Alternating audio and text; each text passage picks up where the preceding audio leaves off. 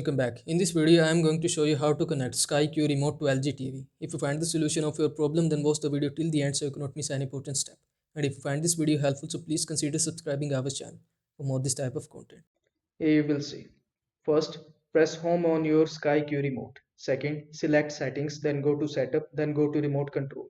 Then select the remote you are using. Then select control your TV, then select your TV brand. Then select find it for me. Sixth, hold down 1 and 3 together and enter the code that appears. Test whether or not your remote has paired successfully with your TV by operating the volume buttons. If does not change the volume on your TV, press no, try another.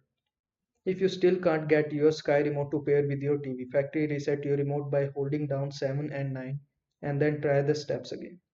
Once the volume on your TV is able to be changed by your now paired Sky Q remote.